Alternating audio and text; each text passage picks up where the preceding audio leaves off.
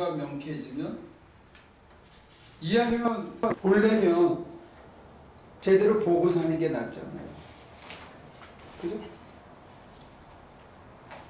만약에 엉뚱한 데를 헛다리 짚고 있다든지 정말 봐야 할 건 못 봐가지고 차가 지나가는데 못 보고 그냥 뻥 하면 다치잖아요. 인생사에서 꼭 교통사고가 지나치면 자기 몸이 상한다든지 자기 어떤 인생의 가치관이 상한다든지 뭐 그럴 수도 있으니까 그렇다면 이걸 어떻게 극복할 건가 이제 이 얘기를 한번 해보는 겁니다. 그러니까 첫째는 이 개념 규정이 뚜렷해야죠. 이게 무슨 말입니까? 이게 분명해야만 그 원인을 찾는 것도 분명해질 수 있고요. 그 다음에 그 해결책도 조금 더 클리어해지지 않을까 이제 그런 얘기입니다.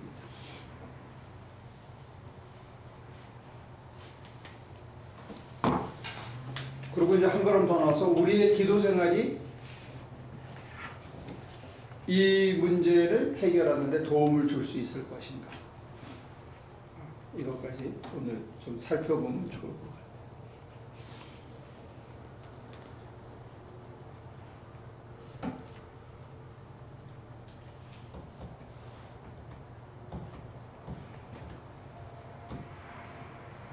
근데 중요한 거는 한 달 전쯤인가 그 김범수 권사님이 그 얘기를 하시더라고. 목사님께서 내려놓아라 비워라 하는 얘기는 그냥 다 버리라는 얘기가 아니라 내려놓고 비움을 통해서 하나님이 내 안에서 마음껏 역사하시게 그걸 강조하시기 위해서 그런 얘기를 하는 것 같다. 자기는 그렇게 느낀다는 거예요. 그러니까 하나님이 마음껏 역사하시도록 하자. 그게 이제 목사님의 그 포커스인 것 같다는 거고, 지난 수요일 날은 우리 장로님은 변화 이러니까 지금까지 하던 얘기가 훨씬 더 클리어하다 이제 이런 얘기를 해주셨어요. 근데 그 얘기를 제가 정리하는 건 뭐냐면 여러분들의 단어로 이게 정리가 되어져야 돼요. 그래야 이게 심플하고 다른 사람에게 파급 효과가 있고 다른 사람들을 설득할 수가 있습니다. 이 저는 저보다도 심한 사람들이 하버드 출신들은 졸업하고 거의 책을 못 쓴대요. 왜 그러냐면 수업 시간에 하도 비판을 받아가지고 글자 하나 잘못 쓰면 자기가 했던 모든 이론이 박살이 나는 거야. 단어 하나 때문에. 개념 하나 잘못 쓰면. 그러니까 단어 하나 쓰고 뭐 글을 쓰면서 이 말 쓰면 이게 캐노테이션이 뭐고 누가 썼던 말이고 이 말의 아포넌트는 누구 이 이론의 홀은 뭐고 그게 딱 계산되면서 말을 해야 되는 거예요. 근데 저도 이제 학교를 마치고 목회를 한 10여 년 하다 보니까 그게 많이 얇아졌는데도 불구하고 단어 선정과 이 말을 하면서 제가 굉장히 힘들었던 게 뭐냐면 설교하면서 아구가 안 맞으면 제가 설교를 못 하겠는 거예요. 근데 아구는 맞는데 교인들은 자. 그럼 뭔 소용이 있냐 이거예요. 근데 한편에 논문이 딱 떨어진다고 해서 그게 사람을 변화시키지 못하면 아무 의미가 없는 거예요. 근데 그걸 극복하기까지 제가 굉장히 힘들었습니다. 그러니까 기승전결, 원인, 결과, 이유 1, 2, 3 그래서 뭐 이게 딱 아구가 맞아야 제가 말을 할 수가 있는 거예요. 그리고는 사실 그 글을 쓰면서 지금은 굉장히 편하게 쓰고 있어요. 줘보니까.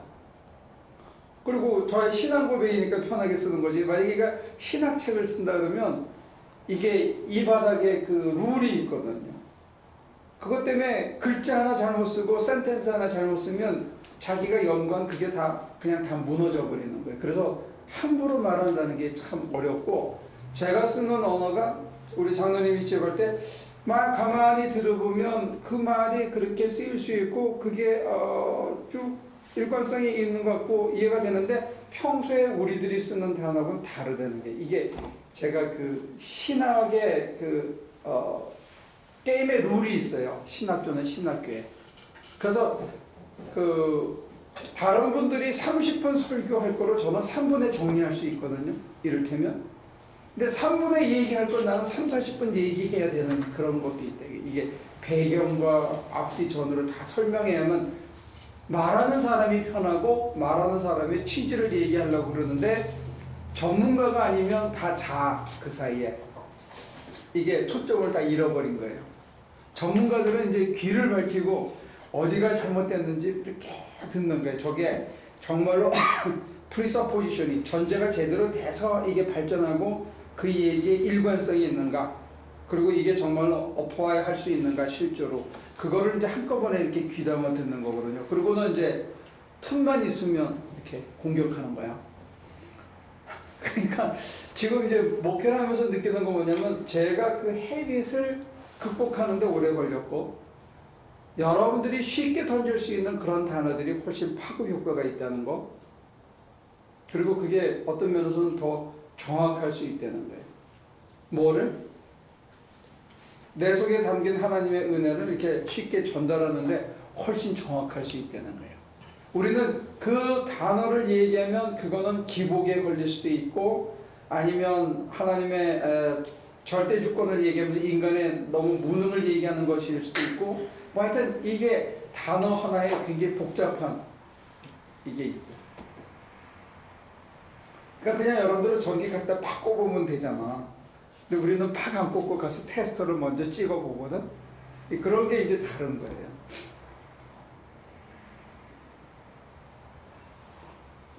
그러니까 저도 지금은 사실은 한글로 공부하다가 영어로 개념을 완전히 외워놓고 그 영어로 된 개념을 한국말로 번역해가면서 여러분들에게 설교하고 성경 공부를 인도한단 말이에요.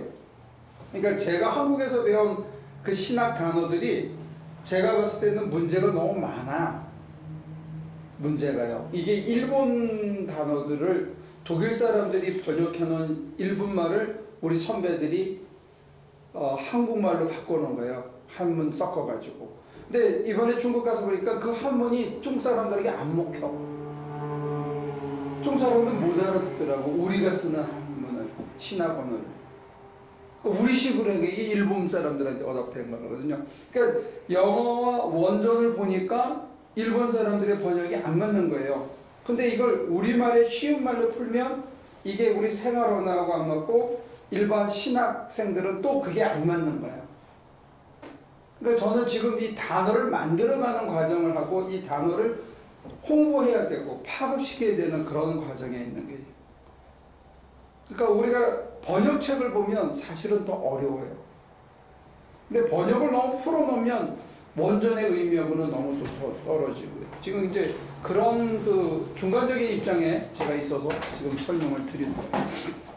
그래서 제가 오늘 여러분들에게 보기는 보아도 보지 못하고 듣기는 들어도 듣지 못한다는 게 이게 쉬운 말로 무슨 뜻으로 느껴지시는가 이걸 여쭤보고 이거를 왜 그럴까, 그렇다면 이걸 어떻게 극복할 수 있을까, 그 다음에 우리들이 하는 기도 생활은 이걸 극복하는데 어떤 보조적인 역할을 할 수 있을까, 이제 그 얘기입니다.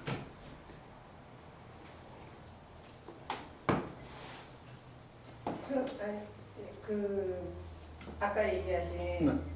김범생 권사님이 얘기하시는 것과 장사님이 얘기하신 것과 표현은 다르지만 같은.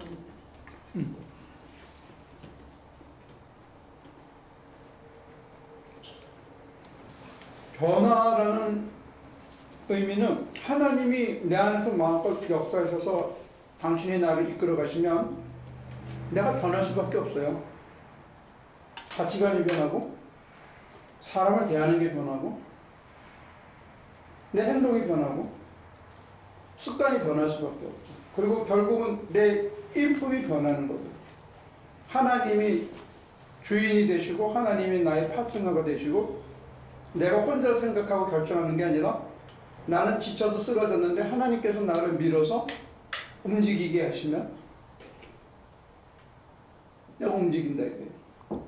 그러면 하나님과 같이 하지 않을 때는 이미 내가 지쳐서 쓰러졌어요. 근데 지금은 안 쓰러지고 또 일어나서 또 움직여. 그럼 변한 거 아니에요.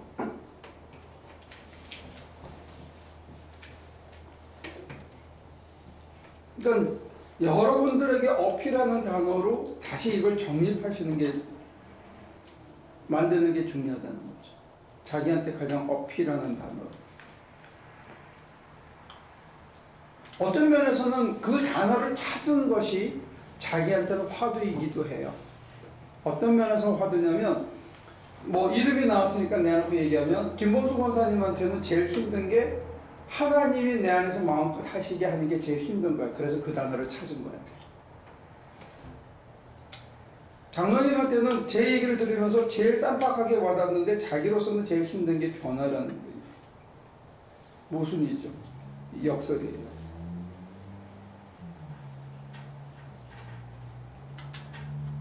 이거는 렉티오 디비나를 해보면 우리가 쉽게 찾을 수 있는 단어예요.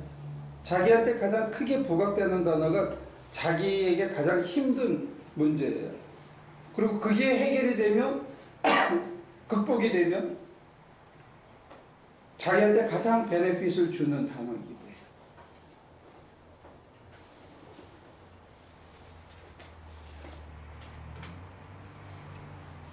그럼 제가 얘기를 조금 더 한 다음에 얘기하실래요? 아니면 여러분들 얘기를 듣고 나서 얘기를 할까요?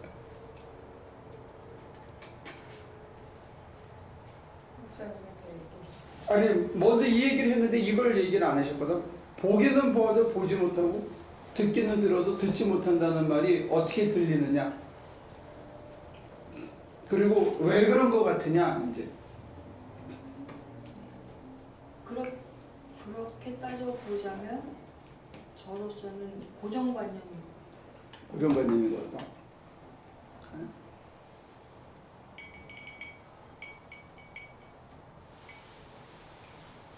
그건 원인에 대해서, 이유에 대해서 설명하신 거고, 보기는 보아도 보지 못하고 듣기는 들어도 듣지 못한다는 게 이게 뭔 소리냐 이거지.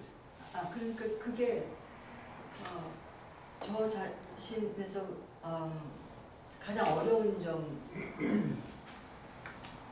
따져서 그 말이, 그 개념이 나온다라고 볼 때요. 그러니까 제가 고정관념에 사로잡혀 있기 때문에 보지도 듣지도 제대로 못한다라고 말할 수 있다. 그래?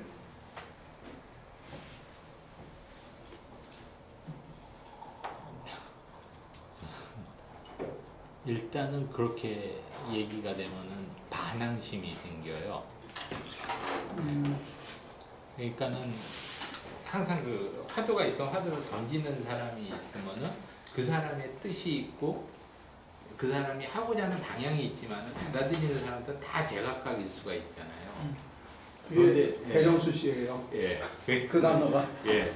그래서 저는 항상 이제 그 문제점을 알고도 있고 그런데 예, 그렇게 딱 던지면은 반항심이 딱 생기죠. 아니. 예.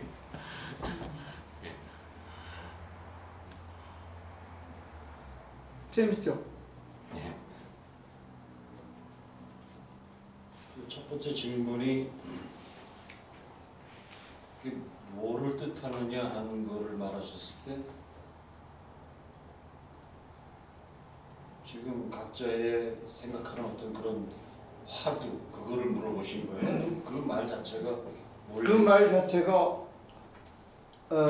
무슨 뜻이냐, 어떻게 이해가 되느냐라고, 어떻게 느낌이 오시냐고 여쭤본 건데, 지금 두 분 얘기를 들으면 그 말 이해하는 속에 자기 주관적인 경험이나 주관적인 이해가 많이 포함되어 있더래요. 그러니까 우리가 객관적으로 그 말의 국어 사전의 뜻을 얘기하기가 참 어렵다 이거죠. 그거 얘기해주면 좋은데 국어 사전의 뜻보다는 이렇게 얘기하는 순간에 고정관념이 있어서 그게 보아도 보지 못하고 제대로 듣지 못한다 했을 때 이 고정관념이라는 단어, 이거는 어쩌면 지선시의 단어고, 딱 보는 순간에 누가 말을 하고 보게 해줬을 때, 보여줬을 때, 누가 들려줬을 때, 듣는 순간에 나는 딱 반항이 생겨서 이게 제대로 안 보인다 하는 거는 미스터 배에 가깝다는 거. 이게 그 개념 규정을 하는 데 있어 굉장히 주관적인 자기 이해가 나왔다고 보는 거죠. 그런 면에서는 사실은 제가 두 분의 이름을 코트를 아주 딱 직선적으로 한 이유는 뭐냐면, 의외로 자기를 보기가 어렵다는 거예요. 내가 보기는 보는데 보지 못하는 내 이유를 잘 모르는 사람이 의외로 많다는 거예요. 지금 두 사람은 예외적으로 그 이유를 알고 있어. 무슨 말인지 알겠어요? 자기는 못 보면서 이유를 모르는 사람이 태반이라고.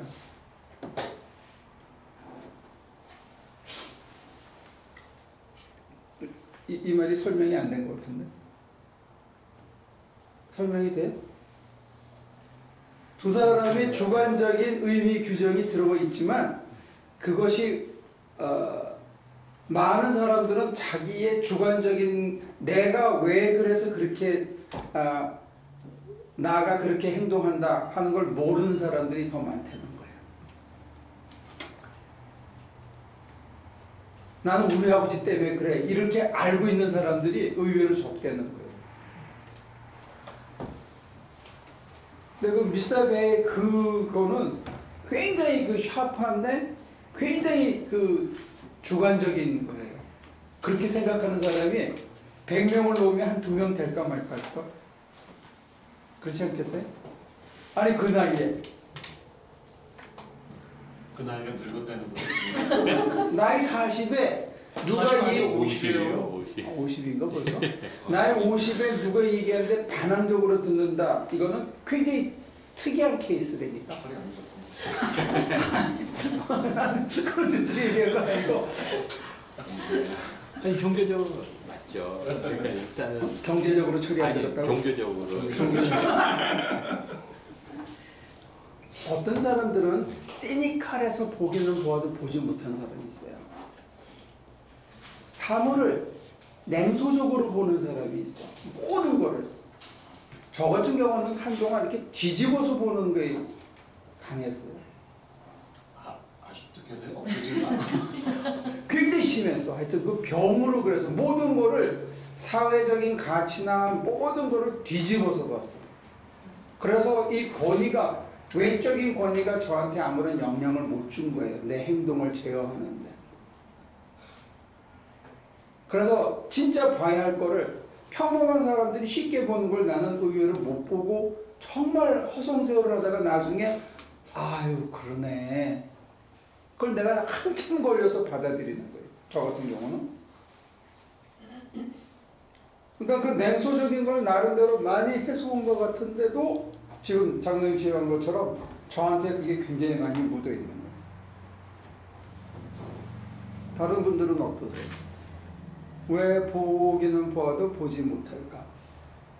저도 예전에 그랬고 지금도 그런 부분이 있겠지만 요즘 들어서 이제 주변에 친한 사람들과 이제 얘기를 하다 보면은 어떤 사람은 그러니까 대화를 하다 보면 아 근데 예전에 나도 이런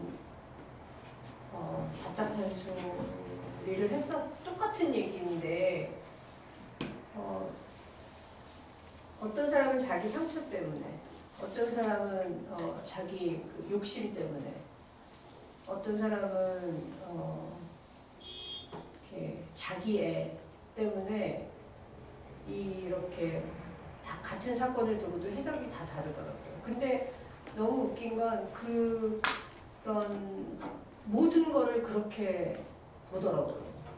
자기 상처를 통해서 보는 사람은 상처를 통해서만 보고 그래서 이게 되게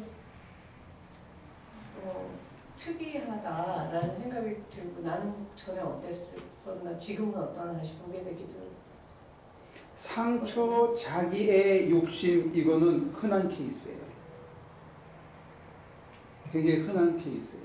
그것 때문에 굴절시켜서 보는 거는 사람들한테도 굉장히 흔한 케이스예요. 물욕이나 어떤 욕망 같은 것이 강해서 굴절돼서 보는 경우. 근데 미스터 베 같은 경우는 굉장히 특이한 케이스죠. 제 나이에 아직도 냉소적인 것도 특이한 케이스예요. 많지가 않아요. 비율로 보면. 거기는 어떤 것 같아요? 잘 이해를 못하겠어요. 뭘 봤을 때 제대로 안 보이는 이유가 뭐냐 이거지. 잘 보이죠? 잘 안 보이죠. 안경을 안 껴서. 이 얘기가 맞는 얘기인지는 잘 모르겠는데요. 지금 얼핏 떠오르는 거는 제가 요새 제가 그런 거를 발견을 했는데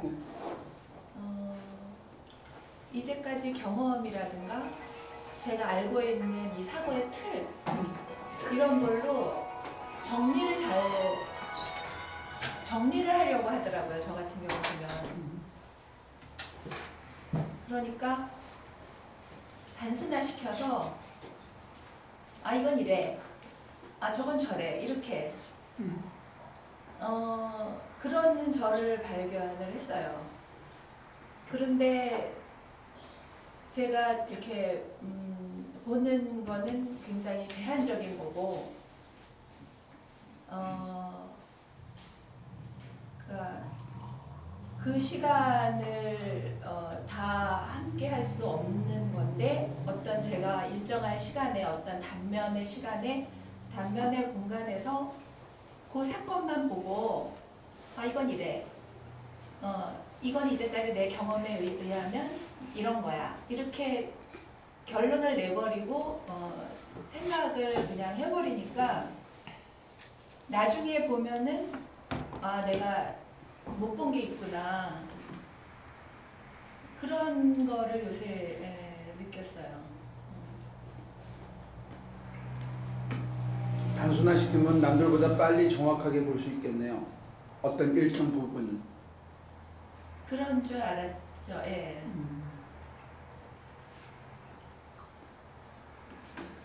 그러면 백 집사님은 인생이 모호하거나 뭐가 불투명한 상태에서 그냥 가는 거가 굉장히 불편해요. 그러니까 단순화시키고 싶어 하죠. 사람들과의 관계에서도 좀 이렇게 해야 할 말 못하고 그냥 이렇게 뭉개고 그냥 가는 거. 계산을 딱 서로 딱 떨어지지 않고 그냥 대충 얼버무리고 가고 이러는 거를 힘들어해요. 그러니까 관계를 잘 안 맺으려고 하고 그러니까 어느 선에서 아 그래 여기까지 그만하자 이렇게 하는 것 같아요. 그럼 그 너머는 잘 안 보이겠네요. 그렇죠. 예, 제가 요새 이제 아 내가 그거를 잘 못 보고 있었구나.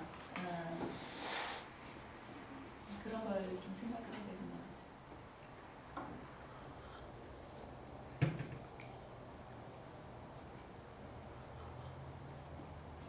장모님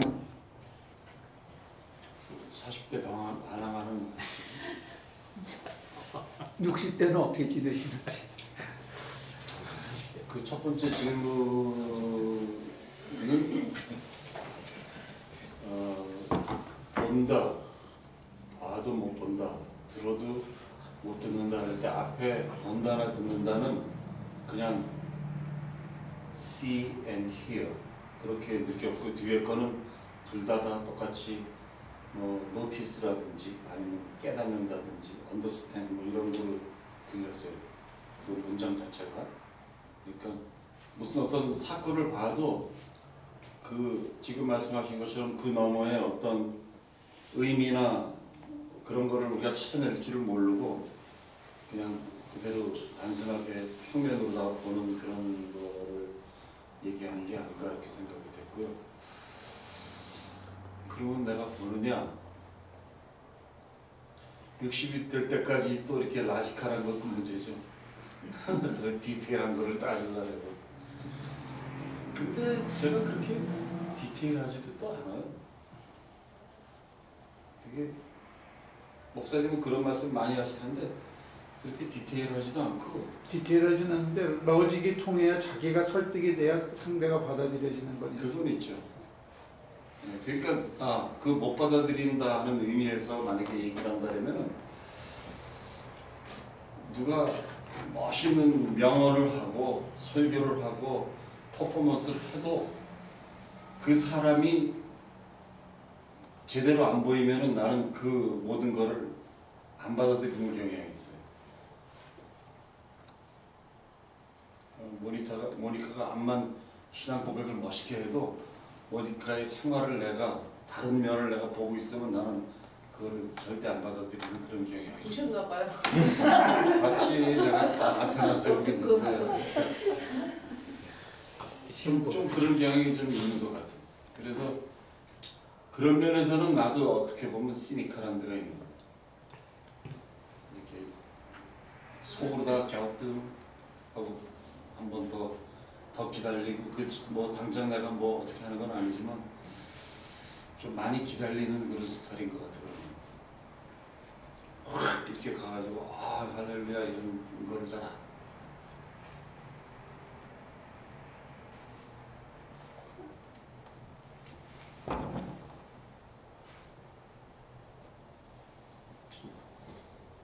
별명을 이렇게 쭉 한번 감신해서 얘기한 적이 있는데요. 별명이 할렐루야가 있어요. 누구신지 알까요? 고기를 먹는데 소스를 이렇게 해다가 펄컥 봐서 할렐루야. 거기서 왜 할렐루야가 나오나? 여기 나와 계시고. 그런 훌륭한 분도 있어요. 근데 그게 믿어지냐고요? 저는 안 믿어져. 그건 입버릇이지 내가 보면 진짜 할렐루야는 아니야.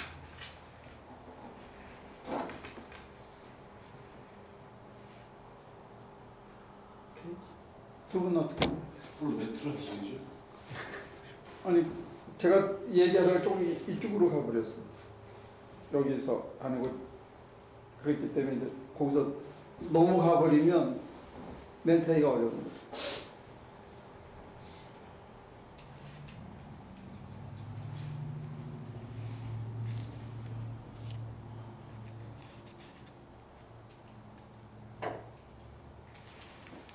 남에 대한 얘기를 해버리니까 거기는 멘트하기가 어렵고요. 지금 여기서 보기는 봐도 왜 나는 내가 제대로 본다든지 내가 생각할 때는 아니면 만약에 내가 못 본다면 나는 뭘 못 보는지 왜 못 보는지 그거를 얘기하시면 지금 이제 얘기하신 앞에서는 어쩌면 지나치게 로지컬하거나 좀 시니컬한 요소가 있지 않느냐 거기까지만 얘기하시는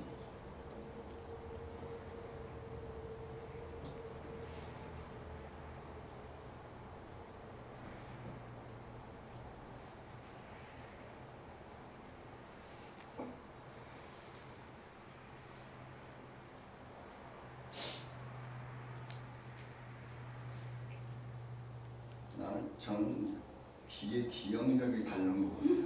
그래? 보는 건 보고 듣는 건 다 열심히 하는데 이 돌아서는 기억력이 없어요. 이게 지금 내가 이게 머리를 돌리면 이게 어지러워가지고 돌리지는 못하거든요. 그래서 지금 말씀 주신 거는 지가 다 좋은 말씀 주셨는데 듣는 건 듣는데 양반이 꼭 돌짝밭에 떨어지는 누구 현상에 대해서 돌짝봐야 그러면 안 되지. 나이가 드시면 거 있죠. 나이가 드시면 아니 진짜 나이가 드시면 다 잊어버리는 거죠. 또 잊어버려야 살지요. 그래가지고 이게 말도 못하고 너무 안타깝다니까요. 아니, 쓰러지기를 하는 데서 다니다가 또 몇 번 쓰러졌는데 이렇게 하다가 이게 빨리 안 돌아가면은 쓰러지는 거예요. 좀 말씀 주신 거는 조금 다르지만. 아니요, 그것도 이제 우리가 살아가면서 거쳐가야 할 하나의 노력이죠. 여기 있는 사람들이 다 지나가야 할 과정이니까 지금 먼저 가보신 거를 얘기해 주시는 거죠.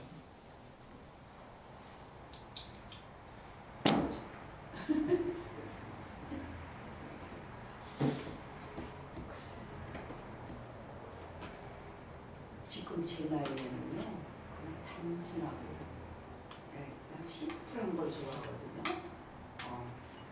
그냥 그대로 그냥 믿음 그대로 그냥 사는데 전에 내가 느꼈던 거는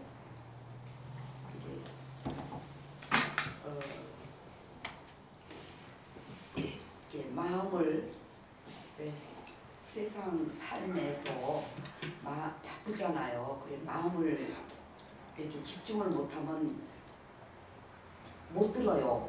근데 세상 일은 기억을 하는데 하나님의 말씀은 너무 아주 그냥 진짜 집중하지 않으면 마음이 집중 안 되면 못 들어요.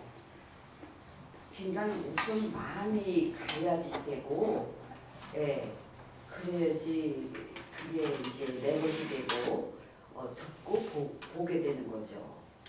그래서 어떤 때는 참 귀한 말씀인데 내가 들어야지 하면서도 막 이렇게 졸음이 올 때가 있어요. 이제 그것도 내 맘대로 안 되는 거죠. 그 뭐라 그래요? 졸음이 못 받게 막는 거죠. 그런 때가 있었거든요. 말씀을 못 듣게 하는 거. 여기서는 뜨거운데 사모하는데 못 듣게 하는 그런 게 있어요. 이제 그거는 이제 결국은 흑암의 세력의 역사죠. 그렇게 말해도 돼요. 네. 그런 때 굉장히 그 안타까움이 있었고 그래요. 그래서 우선 하나님의 말씀은 우선 마음이 열려야지 눈이 열리고 귀가 열리지. 조금만 이렇게 마음을 뺏기면 세상의 생활에 이렇게 바쁘다 해서 뺏기면 안 돼요. 내 것이 안 되더라. 태호 씨하고 우리 남 원사님 어떻게 생각합니까? 아직 그 첫 번째 질문인가요? 결국 왜 온다고 생각해요? 그러니까 물어보셨을 때 그냥 이렇게 심플하게 생각난 거는 저 같은 경우는 어디를 가서 이렇게 뭘 이렇게 봤을 때 저는 이렇게 제가 관심 있는 거가 들어오죠. 그리고 나한테 다 같이 갔을 때인데 갔다 와서 서로 본 거를 얘기하다 보면 각자 본 게 다 틀리더라고요. 그래서 내가 본 거 가지고 이제 뭐 이렇게 하면 그거 어디 있었느냐고 어떻게 그거 하냐고. 그럼 나는 또 다른 사람이 본 거를 또 못 볼 수도 있으니까 그게 이제 내가 관심 있는 거, 내가 좋아하는 거 그런 거가 이제 먼저 보이고 또 들려지고. 그러니까 목사님 말씀을 10년 전부터 같은 말씀 계속해도 안 듣고 있다, 못 듣고 있다가 어느 순간에 그리고 이제 들어지는 순간이 있고 그런 것 같아요. 그런 식으로 저는 듣기는 들어도 그렇게 생각을 했고 저 같은 이제 이유가 이제 그런 것 같아요. 너무 이제 내게 꽉 차 있고 내가 앞서가고 그런 게 다 일맥상통하는 것 같아요. 못 보는 이유, 못 듣는 이유가 제 거가 너무 세게 있는 거. 그게 그 이유 중에 저로서는 그 이유인 것 같아요. 그리고 제가 추구하는 게 이런 거구나. 이제사 목사님 얘기해 주신 거, 아킬레스건에 관한 거, 사람한테 잘 몰려가지고 이런 것 때문에 내가 못 보고 내가 하는 거가 잘하는 건 줄 알았는데 이거는 완전히 아닌 거. 이제 그런 거를 이제 느끼기 시작하는 것 같아요. 그래서 이제 볼 거를 봐야 된다라는 생각이 최근에 좀 들기 시작해요. 저는 그렇게 생각해요. 태호 씨는?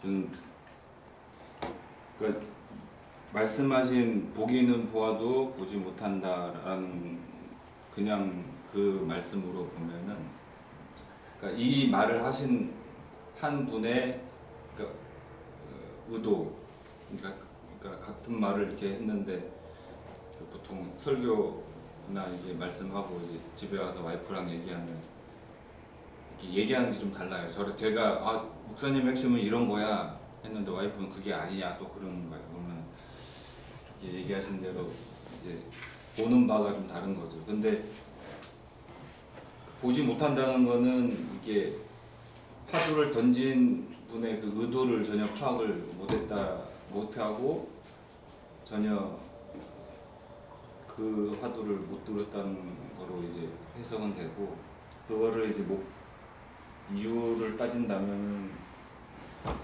일반 현상이라면 일반적인 뭐 뭔가를 이렇게 본다, 뭐 누군가 얘기하는 거 듣는다 하면은 그냥 이렇게 보거나 이렇게 들을 수 있겠지만, 이렇게 누군가가 이제 의도적으로 뭔가의 이제 주제를 가지고 얘기했을 때 그 주제를 아는데 제가 이제 못 받아들이거나 하기 싫거나 뭐 반항하고 싶거나 뭐 이 길은 이런 걸 거야 라고 이제 선입견을 갖는 거. 뭐 성경의 얘기로 하면은 이 길 가면 고생하는구나. 그러니까 알면서 안 가는 거죠, 그냥.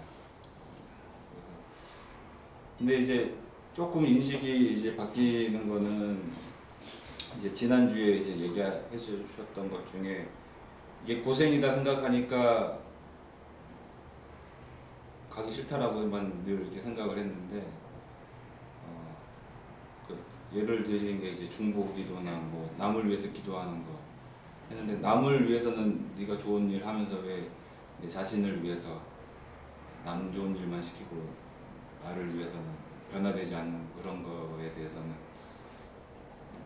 그런 말씀하셨을 때 이게 나를 위한 거고 나에게 좋은 건데 왜 내가 그동안 그런 생각을 못했지? 라고 하면은 이제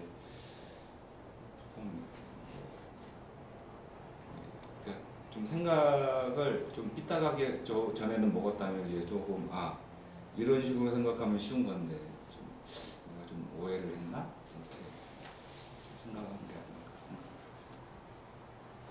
오해, 그 다음에 어떤 자기가 좋아하는 것을 이렇게 선택적으로 하면 전체를 못 볼 수 있다. 그런 얘기하는데, 난 여러분들 얘기 들으면서 나보다 훌륭하다 이런 느낌이 들었어. 이게 참 여러분들 낯설게 들리겠지만 난 이유를 잘 모르겠거든요.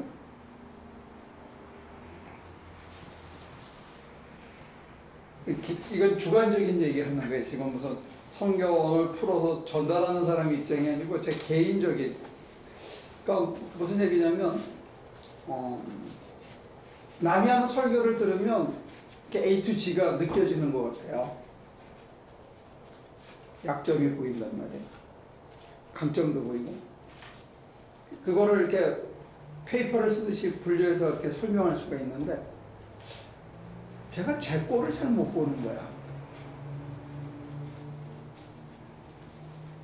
그게 저 경우는 그게 제일 힘든 거예요. 못 보는 거죠. 그러니까 나는 뭘 못 보냐, 나를 못 보는 거야. 특히 이 현실적인 적용에 있어서 저를 잘 못 보는 거야. 근데 아까 우리 남원사님이 10년을 같은 얘기를 했다는데,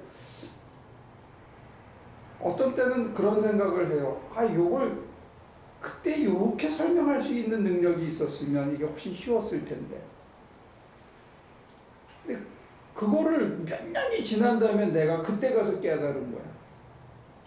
15년이. 그러니까 지금도 한 칸 한 칸 하니까 아구가 맞춰가는 것 같은데 아직도 뭐가 이게 안 맞는 거예요.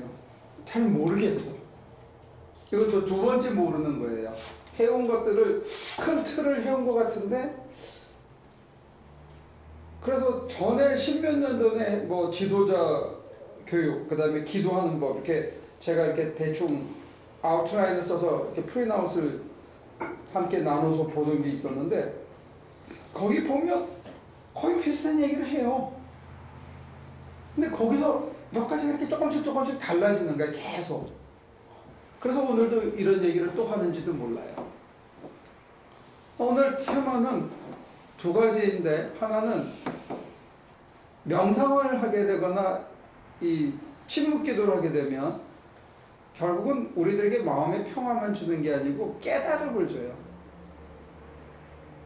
그 얘기는 보지 못하던 걸 보고 듣지 못하던 걸 듣는다는 얘기예요. 우리 식으로 얘기하면.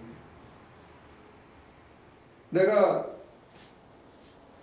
기존에 갖고 있던 생각이나 기존의 고정관념이나 나의 어떤 애티튜드나 지금 반항이라든지 이거는 피하고 싶다든지 설마 그럴까 이런 그런 어떤 선입견들을 이렇게 내려놓음을 통해서 안 보이던 게 보이기 시작한다는 거예요. 안 들리던 게. 그게 이제 기도가 주는 하나의 그 실천적인 매력인데 실제 생활에 영향을 줄 수 있는 그런 건데요.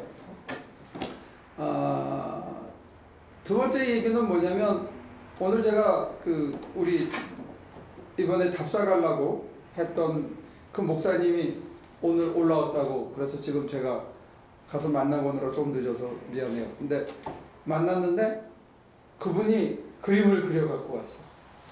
그림을 그려갖고 왔는데 화장실이 5개야. 근데 화장실이 1500스퀘어피트, 1500스퀘어피트인데 천지사방에 흩어져 있어 이렇게. 위층에 3개, 아래층에 2개, 그 다음에 침교실은 또 저쪽에. 그러니까 내가 물어봤어. 이거 지금 플러밍 하려면 이 파이프 값만 해도 얼마인 줄 아느냐. 돈이고, 두 번째 2층에서 이거를 내려가지고 물이 흐르게 하려면 스터드를 계속 뚫고 지나가야 되는데 이렇게 되면 집이 다 너덜이 나는데 이게 하냐 했더니 그런 건 모르고 아키텍이라는 사람이 여기에 이제 그 단기 선교팀이 오면 화장실이 남자 화장실이 하나 따로 있어야 되고 여자는 여성의 숙소니까 여기 화장실이 하나 따로 있어야 된다니까 거기다 이렇게 숙소를 하나 해준 거야. 그 다음에 여기는 VIP 룸이니까 여기 화장실이 하나 따로 있어야 된다니까 또 여기다 또 하나 만드니까 그러니까 저 끝에 15m, 10m 떨어진 데 저기 하나 있고 여기 하나 있고 이거 나중에 무슨 수로 연결하냐 이거지. 이 얘기를 한참 듣다 보니까 처음에 좀 갑갑하더라고. 근데 이 얘기를 한참 듣다 보니까 이분이 하시는 목회가 있어요 지금. 자기가. 그러니까 한 6명 정도의 교인들이 한국 사람들이 모여서 예배 드리고 그러니까 우리처럼 요만한 친교실에서 같이 식당에서 밥 먹으면 되고 그 다음에 이제 단기 선교팀이 여름에 몇 팀이 오니까 요만한 방이 있어서 남자 자고 여자 자고 거기 화장실이 있으면 되는 거야. 그리고 멕시칸 애들에게 방을 예배당을 빌려주는데 한 5, 60명이 온다는 거예요. 그 예배 끝나면 다 집에 간다는 거야. 친교실 필요가 없어.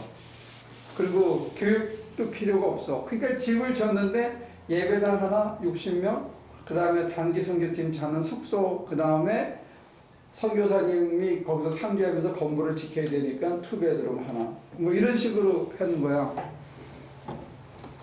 그럼 내가 나중에 한참 얘기를 하다가 무슨 얘기냐면 목사님이 현재 하고 있는 목회에 그거를 여기다가 그대로 반영하신 거는 그 목회 철학이니까 제가 관여는 안 하는데 문제는 뭐냐면 지금 한 1000스퀘어피트만 있으면 그걸 다 할 수 있는 거를 3000스퀘어피트가 됐는데 그대로 널려놓은 거야. 나머지 큰 공간은 다 복도.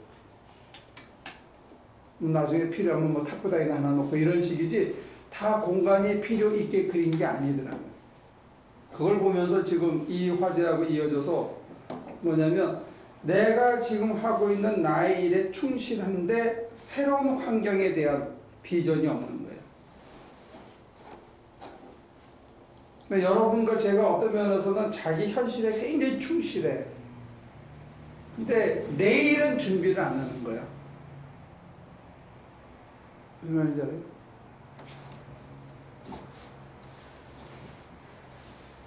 여러분들이 마냥 이대로 있는 걸로 생각한다는 거예요. 예를 들어서 우리 교회에서 내가 권사님들한테 신학교를 가서 최소한 교회사 한 과목, 성서신학 한 과목은 좀 공부하십시오 하고 미래를 위해서 투자하라 그런 거야. 그러면 지금 내가 그게 왜 필요해? 필요 없잖아요. 그지? 먹고 살기 힘든데 밤에 뭐하러 신학교 가가지고 그 쩍쩍거리는 소리를 듣고 앉았냐 이거예요. 근데 문제는 뭐냐면 오늘만 사냐 이거죠. 오늘만. 내가 지금 1000스퀘어피트만 있으면 충분히 살아. 하나님께서 3000스퀘어피트를 지을 수 있는 기회를 줬어. 그러면 나머지 2000스퀘어피트는 무슨 비전을 가지고 채울 거냐 이거예요. 그러면 천을 세 개로 튀겨서 그냥 정량적으로라도 만들어 놓든지. 근데 천은 그대로 갖고 있어. 그리고 이거는 이 공간을 어떻게 할지 모르니까 전부 화장실, 복도뭐 이렇게 만들어 놓는 거야. 이게 우리 모습이네. 삼천이 주어지면 삼천의 눈으로 봐야 되고 천일 때는 천의 눈으로 봐야 되는데 우리는 삼천의 눈으로 내일을 못 보는 거예요. 그래서 그걸 위해서 오늘 준비해야 되는 거를 못하고 오늘만 보고 삼천의 기회가 와도 이게 안 보여. 그러니까 제가 얘기하는 게 그분은 얼마나 갑갑하겠어. 무지에게 갑갑하지. 우리는 집을 지으러 다녀보면 집 주인들하고 그런 부딪힐 때가 많이 있어요. 자기 주장이 강한 사람일수록 설득하기가 힘들어. 물론 아키텍이나 디자이너들은 우리보다 훨씬 더 비유가 좋죠. 그렇죠? 우리는 실제로 쓸 수 있는 것들을 어드바이스 하는데도 안 보여, 자기 눈에는. 그렇게 안 살아봤기 때문에. 자기가 살아오던 거를 그대로 적용하려는데 지금 살 집은 새로운 집, 미래의 집이라고. 그러니까 어떤 의미에서는 미래를 위해서 전혀 투자를 하지 않는 거예요. 근데 하나님께서는 미래를 다 가르쳐주는 게 아니고 하나님께서 요한계시록에 보면 예수 그리스도가 우리의 등불이라고 그랬거든요. 이런 등불이 아니고 옛날의 등불은 어떻게 생겼어요? 원전이 얘기하는 등불은 이런 등불이 아니야. 우리나라의 청사초롱 이렇게 짝대기 껴가지고 하듯이 그런 등불이란 말이에요. 그러면 그 등불은 얼마나 보여요? 딱 한 걸음, 두 걸음, 세 걸음밖에 안 보여요. 팔레미만큼밖에 안 보인다고. 그거 의지해서 가는 거야. 근데 그 불이 없으면 어떻게 돼? 100번 자빠지니까 깜깜한데. 지금 뭐 불이 화나니까 어떤 사람들은 프리웨이에서도 헤드라이트 안 켜고 다니는 사람들 많대. 뒤에 깜깜하게 막 와. 근데 옛날에는 이 불이 없으니까 그냥 나가면 달빛 없는 밤에는 자빠지는 거예요. 근데 등불이라는 게 멀리 다 보여주는 게 아니거든. 그거 따라가서 가는데 그분은 계획이 있어. 우리를 세 걸음 앞서서 끌고 가시면서 그 다음에 뭘 준비하고 그 다음에 뭐가 됐으면 좋겠고 그 다음에 우리가 어떻게 했으면 우리한테 좋을지를 예비시키는데 우리는 그게 안 들어오는 거예요. 이유는 다 여러분들이 얘기하셨어요. 다 맞는 얘기고 자기 각자에게 딱 떨어지는 얘기예요.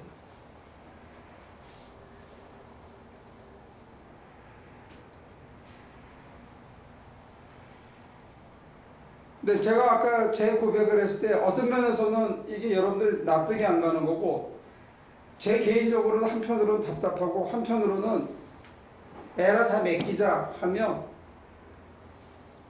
어떻게 안 쓰여도 할 수 없다는 겁니다.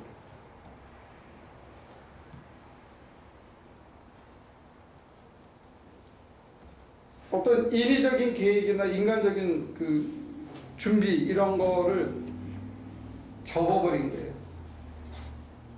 그러니까 이게 어떤 면에서는 굉장히 나태해질 수도 있고 무기력해질 수도 있고 여러 가지 유혹들이 있어요. 그런 의미의 그 자리에 주저앉을 수 있는 그런 것들이 있는데 그걸 접으면 대신 그렇다고 다 보이느냐? 안 보여요. 세 걸음도 제대로 안 보여요.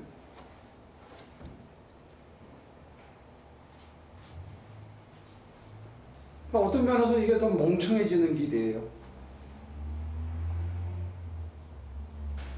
멍청해지는데 욕심은 안 내겠지. 좀 덜 내겠지.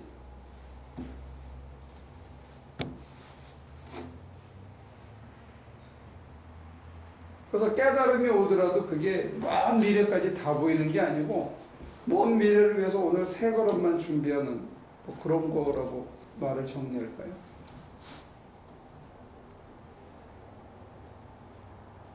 여러분들이 사실은 믿음이 더 좋은 거예요. 저 같은 사람을 가이드로 택하셨습니다. 보통 가이드들은 다 가본 거 하잖아요. 그죠?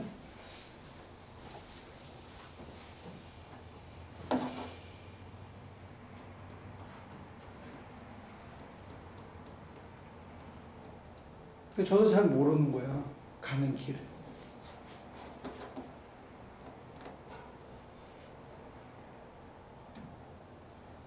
말이 안 되나? 어쨌든 흘려보는 것 같았어요. 우리 지금. 아니요. 그런데 갈 데가 없고요. 세 걸음 정도는 가신 거 아니에요? 혹시? 같이 가는데 세 걸음이 보이는 거죠. 딴 데서 다 안다고 하니까 반항심 들고요. 이번에 그 일하는데 거의 2번 일한 게 굉장히 많거든요. 그래서 목사님이 조금 신뢰가 좀 떨어져. 믿고 계속 했는데 2번 일한 게 좀 있어가지고 이렇게 얘기하시니까 진짜 그런 것 같아요. 안 보이시는데?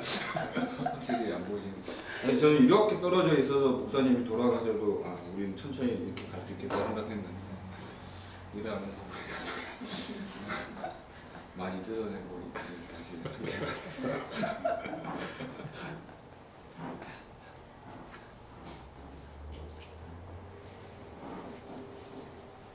근데 그렇게도 안 보이면 어떻게 해결을 해야 되는지 뭐 보기나 좀 했어 봐야 어떻게 해결을 할 수 있는 방법이 있더라 이런 거는 나올 텐데. 아까 그냥 툭툭 토막 쓸듯이 얘기를 했는데 그래서 제가 권했던 게 내려놓자는 거였어요. 내려놓는 것 중에 아까 자기의 상처, 욕심, 계산, 그 다음에 남들이 나를 어떻게 생각할까 이런 수많은 생각들 6,000가지라고 해요. 6,000가지. 그 생각들이 있는 만큼 뿌옇게 보이는 거예요. 오늘 정말 몇 달 만에 차를 씻었거든. 그랬더니 이렇게 리어 기어를 딱 넣었어요. 그랬더니 이렇게 뒤가 보이잖아요. 요만하게 요즘 나온 차는 그게 이렇게 백워드 하게 되면 텔레비로 보여요. 그 트럭에는 없죠. 저는 라디오도 CD도 없어요. 죄송해요. 제 탓이. 근데 제가 처음으로 이렇게 업데이트된 차를 이렇게 몰아보니까 그게 딱 넣는 순간에 칼라로 보이는 거야. 이게 칼라였나? 지금까지 흑백이 져 있어. 먼지가 껴가지고. 칼라예요. 고만한 화면이지만 이게 칼라더라고. 근데 나는 지금까지 흑백인 줄 알았어. 그러니까 우리 속에 뭐가 많이 잔뜩 끼면 컬러풀하게 안 보이더라는 거예요. 경험적으로.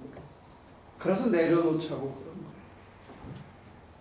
내려놓고 나면 릴리즈되고 편안해지고 나를 막 쥐어뜯고 막 억압하고 이런 것들로부터 편해지는 것도 있고 그 다음에는 너무 멀리 보고 싶지 않은 거예요. 어차피 봐야 헛삽질이고 내가 따라갈 능력도 없으니까. 내가 못 해내는 거 보면 뭐하냐 이거지. 외람된 말씀이지만 저는 이렇게 딱 보면 여기서 머리부터 발끝까지 한꺼번에 봤거든요. 근데 그게 뭔 도움이 돼.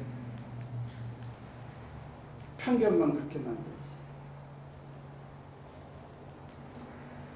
그 사람의 그 얼굴 생김에서부터 옷차림까지를 한꺼번에 다 봤다 얘기예요. 그게 그 사람의 심장을 보는 건 아니에요. 내가 갖는 선입견으로 칠해놓는 거지. 그래서 제 경험으로는 그래서 너무 쉽게 다가가지도 않지만 너무 멀리 가지도 않지만 이렇게 거리를 어느 정도 유지하면서 이렇게 천천히 세 걸음으로 가는, 세 걸음 뛰고 가는 그런 것 같아요. 그러니까 첫째는 내려놓을수록 이게 컬러풀하게 보인다는 거예요. 저의 긴장이나 이런 것들을 릴리즈 시켜주는 것도 있지만 적어도 세 걸음은 보인다는 거예요.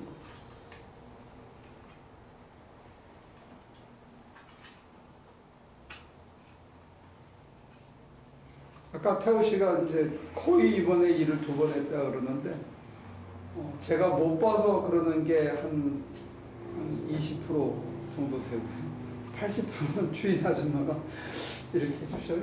했다가 저렇게 해주세요. 지금 하나님께서 저를 테스트하시는지도 몰라.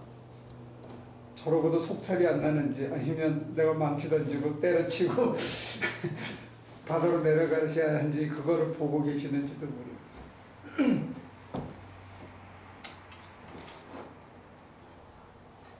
뭐 망치까지 내던질 일은 없겠지만 그냥 안녕히 계세요 할 만한 일들을 몇 번 이제 치렀는데 지금까지는 그냥 넘어갔어요. 이게 박상렬 목사님이 우리가 교회 질 때 요즘 평면도를 이렇게 보면은 이렇게 생기는 거가 그냥 보이잖아, 교회 자체가. 근데 어떻게 이렇게 그려져 있는 거를 보고 옆으로 그린 게 아닌데 그걸 보고 이걸 어떻게 보여요? 굉장히 큰 차이라고. 우리는 이렇게 보면서 보이는 거예요. 아, 이쪽에서 보면 화장님 신분이 이렇게 보이겠구나, 이런 게 보인다고, 입체로. 평면만 보면서. 그게 이상했던 거예요, 그거는. 자기 교회를 짓는데 이걸 보면서 어떻게 그렇게 얘기하시냐, 이거. 경험이죠. 그건 그냥 예로다 말씀드린 거고. 디자이너들은 거기다가 타일 색깔, 타일 종류, 마루 색깔, 마루 종류까지 봐요. 그래서 저는 디자이너들을 리스펙트합니다. 그 사람들은 그것까지 한꺼번에. 우리는 뼈다귀하고 거기 전기선 들어가는 거, 그 다음에 배관이 흐르는 거는 보이는데 디자이너들은 거기에 화장한 것까지 보인다. 거꾸로 따지면 그 사람들은 겉밖에 안 보이는 거예요. 속은 못 보겠죠. 속은 못 보고.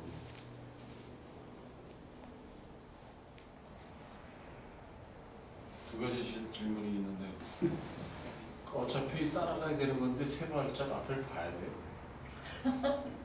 그냥 따라가면 되죠.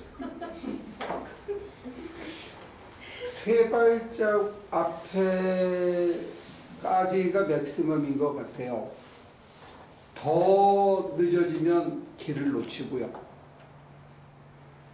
길을 놓치는 거는 태반사인데 더 위험한 건 뭐냐면 우리의 조급한 마음에서 주님보다 앞서가려고 그러는 경우가 많더라고요. 그거는 있겠죠. 그거는 있는데 또 하나는 목사님이 가끔가다 그런 표현을 많이 쓰는데 속이 트어지고 대나무가 다다다다다 하는 것 같이 답답하고 불안하고 짜증나고 뭐 내가 꺾이는 게 힘들다는 거. 화나고 이런 표현을 하실 때 보면 굉장히 리얼하거든요. 그래서 리얼하게 다 듣고 나서 지금 우리가 그런가? 이렇게 보면 안 그럴 때도 많단 말이에요. 근데 다 물어보고 싶은 건 아니에요. 지금 목사님한테 물어보는 게 아니고 정말 그렇게 트어지고 막 답답하고 화나고 막 불안하고 이러냐 하는 걸 난 물어보고 싶어요. 꺾어질 때요? 아니 평소에 지금 그게 매일 해야 되는 일이거든 사실은. 두 가지 나눠서 설명 보충하면 좋겠어요. 화가 나는 경우는 예를 들어서 이거 이렇게 하시죠 해서 했는데 이게 아니고 왜 이렇게 해주셨어요? 이렇게 해야지. 그러면 순간적으로 화가 나죠.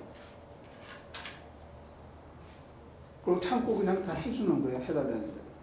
그때는 이제 화가 나는 거고, 꺾어질 때의 아픔이라는 건 뭐냐면 나는 그 길을 가기 싫어. 그 사람한테 그렇게 말하거나 그렇게 대하기 싫은데 하나님께서 내게 이 길로 끌고 가시는 것만 같아서 내가 가고 싶은 길을 포기하고 하나님 원하시는 길을 갈 때 이 꺾어지는 아픔이 있다는 거예요. 그때의 그 아픔은 화나는 아픔하고는 달라요. 화를 참는 아픔하고. 이게 꺾어요. 질문을 제가 잘못한 것 같아요. 아무도 그런 경험이 없는 것 같아요. 그래? 꺾어지는 경험. 그래? 있어요? 나름으로 다 했죠. 저는 우리 서방님이 맨날 잘 꺾어요. 그럴 때는 처음 몸이지. 나의 트레이너야. 그런 깜짝 놀란 게 없어지는 거예요. 하나님이 나를 이끌어 가시기 때문에 내가 하고 싶었던 것, 내가 추구했던 것들을 내려놓아야 되고 포기해야 될 때 오는 이 처음에는 뼈가 꺾어지는 아픔이 있어요. 목이 부러지는 것 같은 아픔이 있다고. 그러니까 하나님께서 나보다 더 똑똑하다는 걸 내가 완전히 항복하고 받아들이기 전까지 진짜 목이 꺾어지는 아픔이 있어요. 그러니까 누구지 막 이렇게 레슬링 선수들이 이렇게 해가지고 막 이렇게 잡아당겨서 꺾는 거 있잖아. 이게 막 숨을 못 쉬게 되고 막 팔이 빠지고 부러지는 이 고통이 아주 리얼하게 온다는 거죠. 사람이 약 올리는 거는 이거는 조금 확 할 수는 있지만 그 순간만 넘기면 되는데 하나님한테 꺾이는 아픔은 이게 참 의외로 우리가 굉장히 질긴 건지 하나님이 지독하신 건지 이게 참 어려운 것 같아요. 장로님이 만약에 그런 꺾어짐이 없이 그냥 순하게 받아들였다면 진짜 좋은 믿음의 부모를 만나신 거죠. 그 환경이 쉽게 갈 수 있게 그렇게 됐으면 그거는 굉장히 예를 들어서 목사님이 중국 갔다 왔으면 좋겠어요. 그래서 좋네. 그랬는데 그 다음에 레터를 보여주신 걸 보고서는 여기에 뭐 2만 불 예산인데 여기에 뭐를 고쳐야 되고 그 중국의 넓은 데를 이렇게 찍어서 이렇게 할 때 야, 이 목사님 왜 오시라고를 떨어져가지고 이게 뭔 소리냐 그랬어요. 근데 갔다 오셔가지고 이북에 가야 될 것 같아요. 한참 생각을 했어요. 근데 나중에 보니까 갈 수 있겠다 이런 생각이 그냥 들더라고요. 그게 사실은 큰 일은 아니, 큰 일인가? 여기도 같은데. 근데 뭐 꼭 못 가라는 거 없겠다 하는 생각이 드는데 처음에는 그게 굉장히 크게 느껴졌거든요. 근데 뭐 시간이 조금 흐르니까 그냥 뭐 당연히 갈 수 있지 이런 생각이 들었는데 무리한 요구를 하셔서 또는 한 달씩 뭐 북한 가서 고안을 짓고 이거는 하죠. 그렇지만 그거하고 꺾어지는 느낌은 조금 다른 것 같아요. 꺾어지는 거는 프라이오리티를 하나님으로 먼저 세울 때 모든 삶에 이때는 꺾어져야 돼요. 내 힘으로 살아오던 나를 내려놓고 포기할 때 하나님께만 의존하고 하나님이 가르쳐 주시기 전에는 발을 내디지 않는 그런 사람으로 내가 변하게 할 때 이게 진짜 꺾어지는 아픔이었어요.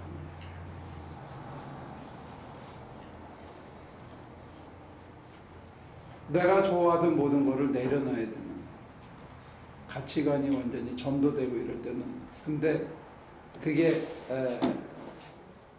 기도 없이는 참 어렵다.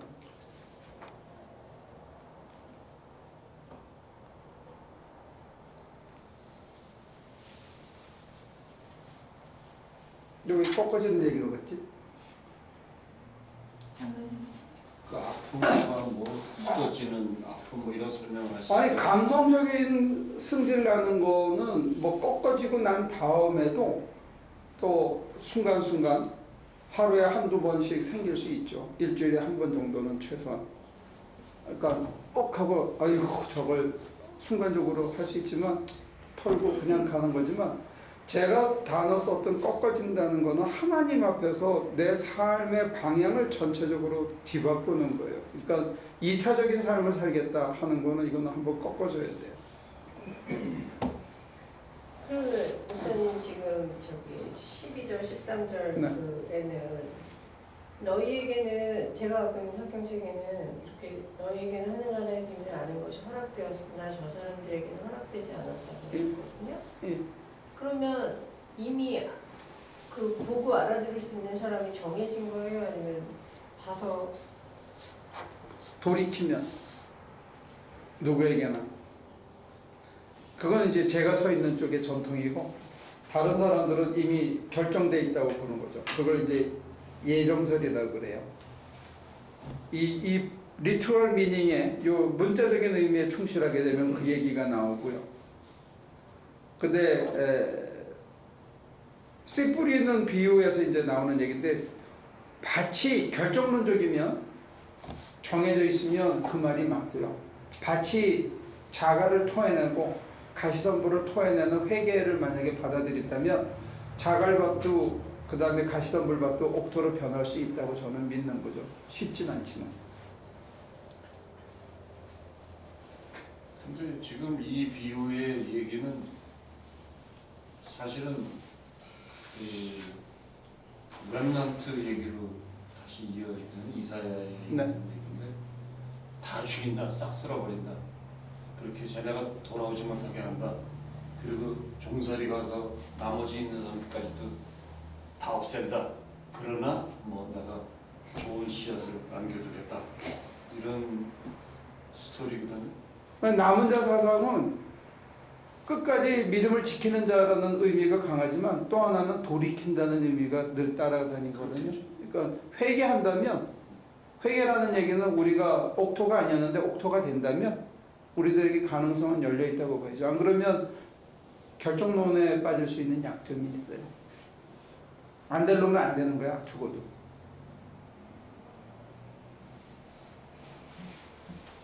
사람이 살다 보면 저놈의 인간은 죽어도 안 될 것 같은 인간들이 있어요. 경험적으로는.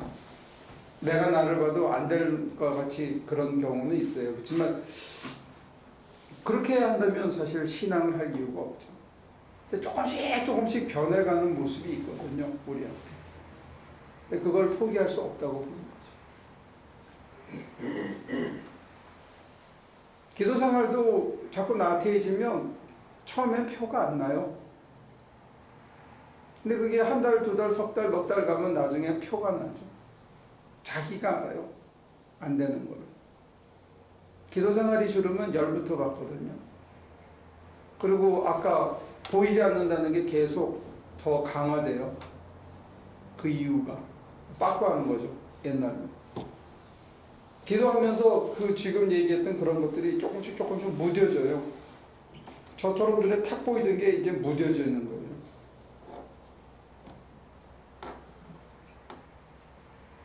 자기의 약점이거나 자기의 화두가 이게 무뎌지면서 은총으로 무뎌지면서 뭘 멀리 안 보고 싶어 하지만 내가 지금 가야 할 거는 보인다. 이게 최소 그거는.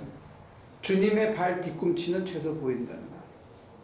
그것만 보고 갈 수 있는 심령의 준비가 돼 있어야 되고 그리고 그것만 보고도 안심이 돼야 되고 그거는 최소한 보여야 된다는 거예요. 다시 얘기할까요?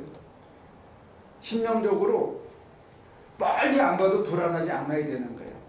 신뢰가 있기 때문에. 조금 깨닫게만 해주시고 내가 어디로 가는지만 막연히 느끼면 내가 두려움 없이 그걸 갈 수 있어야 되는데 최소한 주님의 발 뒤꿈치는 봐야 된다는 거예요. 주님이 나를 인도하시면. 그래야 내가 앞서지 않아요. 그래야 내가 자빠지지 않는다 이거죠. 많은 사람들이 주님보다 앞서가요. 자기가 스스로 결정을 내려서. 그럼 백발백중 자빠져요.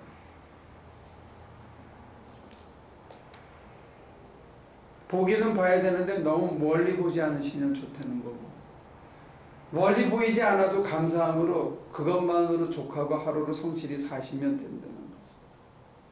그러면 욕심이 줄죠. 욕심이 주는 만큼 두려움도 줄고 초조함도 줄고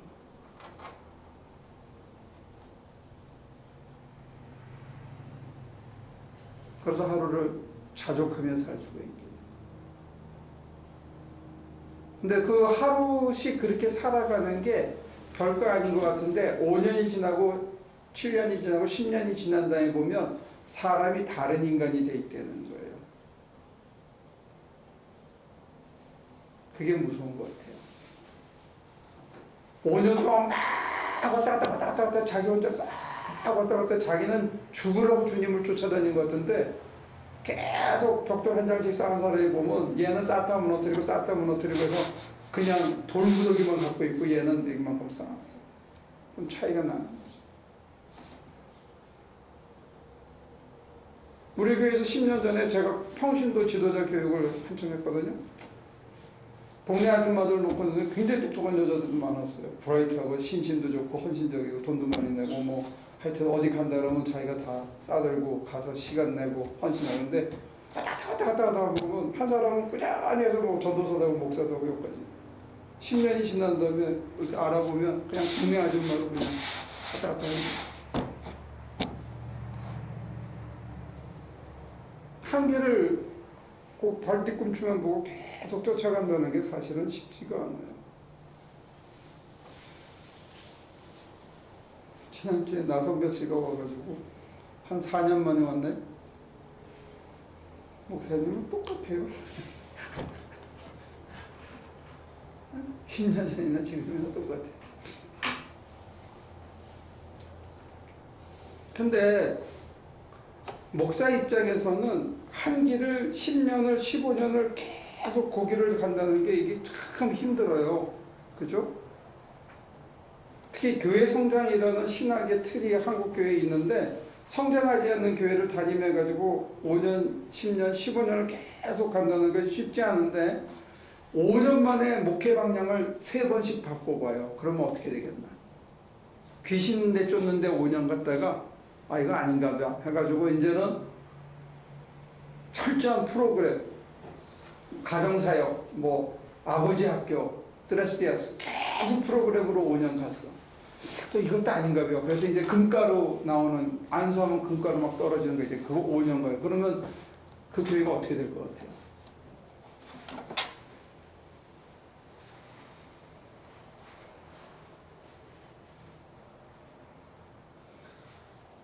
아까 그냥 예를 드신 거겠지만 그 평신도 아줌마들이 해야 될 역할도 또 있잖아요. 모두가 다 평신도 아줌마들이 나이가 들어서 50이 되고 60이 되면 교회에서 다른 사람들의 신앙이 본이 되어야 되고 묵묵히 헌신하는 표본이 되어야 된다는 거예요. 그러고 나면 70대면 교회 끝이야. 그 다음에 그냥 할머니 대접받고 그냥 묵묵히 몸으로 봉사해가지고 살아있는 징표로 남는 거예요. 그러면 60에서 70까지가 이게 황금기인데 신앙에 이 사람들 속에 아무것도 담긴 게 없어 봐요. 뭘 가르칠 거예요 후배들한테. 헛산 거예요 그거는. 영적인 지혜가 담겨 있어야 되고 신앙에 겸손이 담겨 있어야 되고 인품이 담겨 있어야 된다고요. 뭔 소리 토킹인지 아시겠어요? 그러면 40대 50대는 이걸 준비했어야 될 거 아니에요. 쉬운 얘기로 여러분들이 장로님 찾아가서 신앙 상담을 할 수 있어야 된다.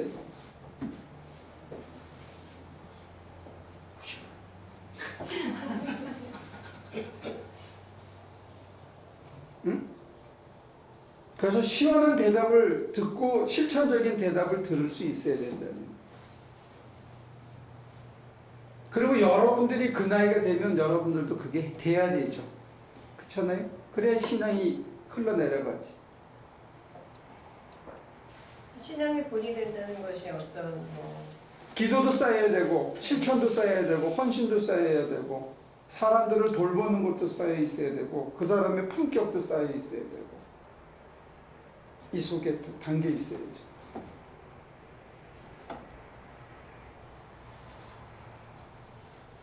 꼭 신학교 가서 뭐 이렇게 공부 졸업하고 이런 신학교에서 내가 많은 걸 요구하잖아요. 딱 2과목만 들으라는 게 교회사 한 과목. 아, 이 교회가 이렇게 생긴 게 교회구나. 성서신학, 성경이 이렇게 쓰여졌구나. 이 정도는 진짜 커리큘럼이 그 우리가 보통 3학점이니까 40몇 과목을 가르치거든. 신학교를 졸업하는데 근데 2과목에서 3과목만 들으랬는데 이것도 못 들으면 안 되지. 제가 다 가르칠 수 있는 게 아니잖아요. 저는 조직신학을 전공했지 성서신학은 모른다고. 그렇다고 성경 공부 시간에 교회에서 가르치고 앉을 수 있을 수는 없잖아요. 제가 교회에서 가르쳤다 하더라도. 그것도 일부고 그 다음에 선교를 따라가가지고 진짜 몸뚱아리로 헌신하고 한 데서 자고 거친 데서 자고 먹고 하는 것도 해봐야 되고 그 다음에 여기 설거지 하면서 진짜 이거 한심하고 얼마나 답답하겠어. 집에서도 밥은 죽으라고 40년 동안 50년 동안 했는데 교회까지 와가지고 매주 밥하고 이제 이거 사람이 돌지 꼭지가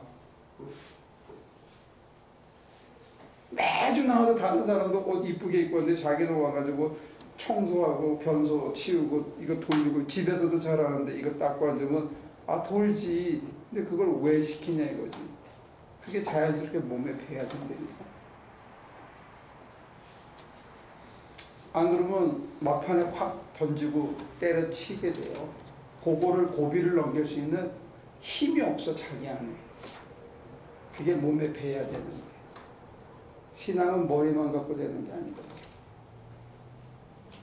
내가 내 선생님들하고 결별한 이유가 그거예요. 말은 진짜 심오하게 멋있게 하는데 몸으로 쳐내지를 못하는 거야. 끝판에. 그러니까 끝판에 가서 타협하는 거야.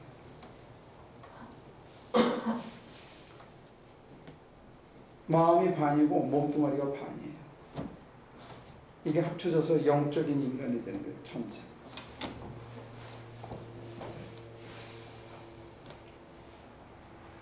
나도 지금 극복을 못해서 헤매는 것들이 있죠. 오늘까지. 그거는 뭐 평생 가는 건데 제가 여러분들의 권면하는 거예요. 주님께서 우리를 미래의 바울이 늘 얘기하잖아요. 데살로니가 전서에서도 얘기했지만 내가 주님을 본받듯이 여러분들은 나를 본받기를.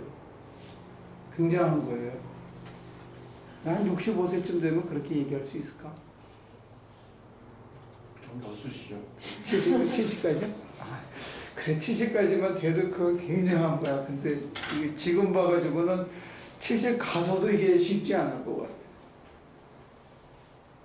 야, 그건 진짜 굉장한 단어예요. 그렇잖아요? 그리고 나처럼 됐으면 좋겠다. 너희가 모두 나처럼 됐으면 좋겠다. 이건 굉장한 거예요. 저는 지금 겨우 내가 맛본 이 세상을 여러분들도 맛봤으면 좋겠다. 이건 있어도 여러분들이 나처럼 됐으면 좋겠다. 이거 아직 자신이 없는 거예요. 나처럼 될까봐 걱정했었어요, 옛날에.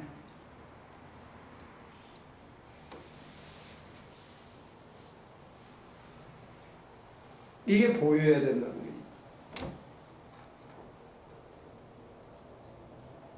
하나님께서 나를 5년 후에 어떻게 쓰실 것인지가 보여야 돼요.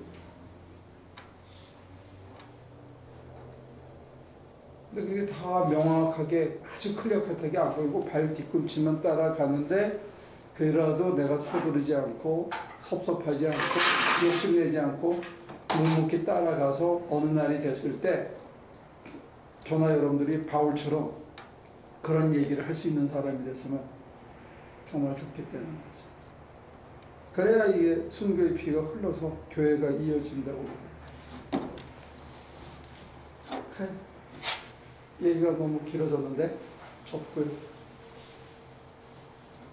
기도하시면 이게 어느 순간에 맑아지면 자기가 보이고 자기에게 당면한 문제의 뿌리가 보여요.